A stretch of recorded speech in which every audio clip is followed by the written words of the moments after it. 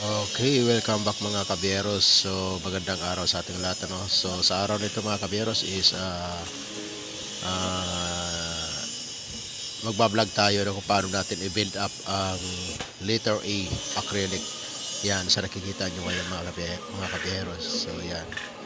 Letter A po yan, no? Ang sidings natin gagamitin dyan is acrylic din na 1.5, 1 and 1 half ang height niya. 2 mm. Yan mga kabyeros. So, yan. Tingnan muna natin kung saan tayo magsisimula.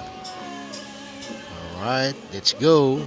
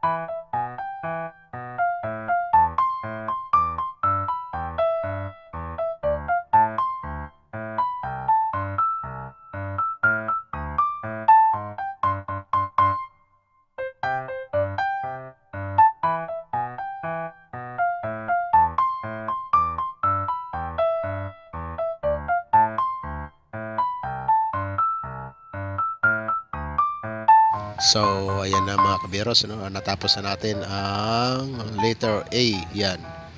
So, sa nakikita nyo mga kabiros, ganyan yung ano natin, sidings sa pag-build up ng letter A. So, basic lang siya, no? Next mga kabiros, try naman natin yung medyo mga mahirap, yung may mga pa-curve, no? Sa mga hindi pa nakakapag-follow sa aking page, is pakipalo na lang. Salamat.